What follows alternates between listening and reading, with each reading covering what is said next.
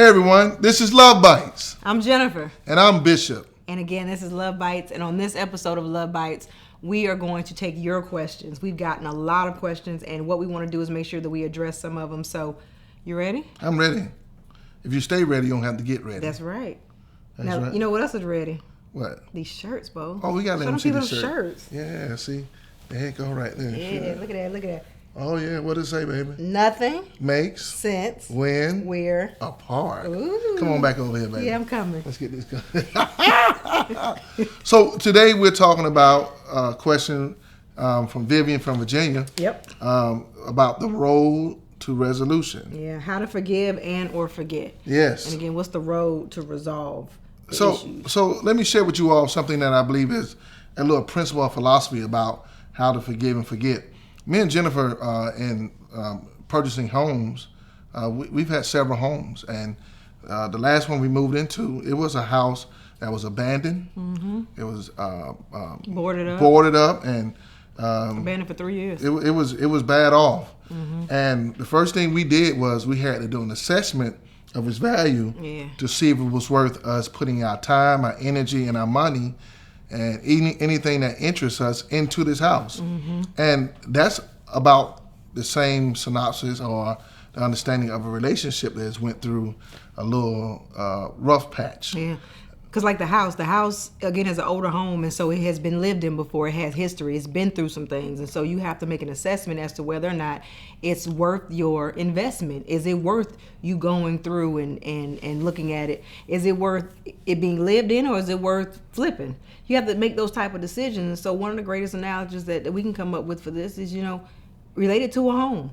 So first thing you do is you do an assessment. Do an assessment to see its value. Yeah. To see if it's worth flipping or turning around. Yeah. Because a lot of your relationships can be boarded up emotionally. You don't want anything else to come in because something's damaged on the inside. Mm-hmm. And then the second one is that you got to have a hashing out of the situation. Yeah. You got to talk about it. Mm-hmm. A lot of people, they go for days, weeks without addressing it, and then it becomes more damage. The structural damage of the house of forgiveness or forgetting the situation is deteriorating day to day.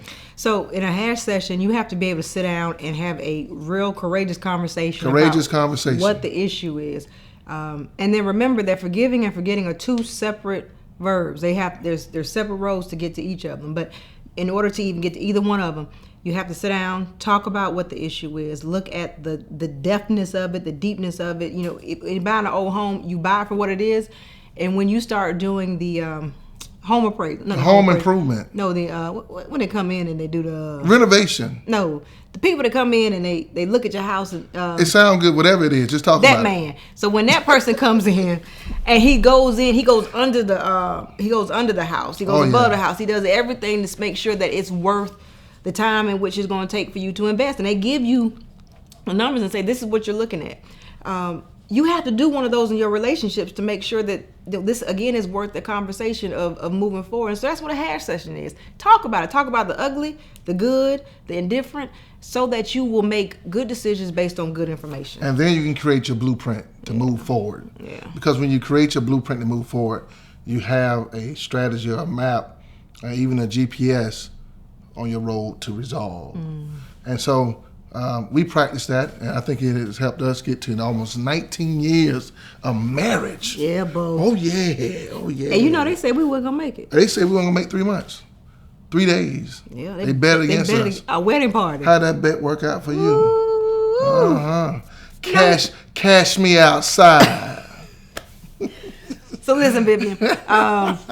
Even through 19 years of marriage, there's been ups, there's been downs, but we made the assessment that we were able to work through whatever. We did a hash out and hash it out and had a conversation. We worked through it, and then we created that blueprint. Shout out to Jay-Z. Oh, that's right. So, listen, this has been Love by Vivian from Virginia. I hope this helped. We'll see you next time. Take care.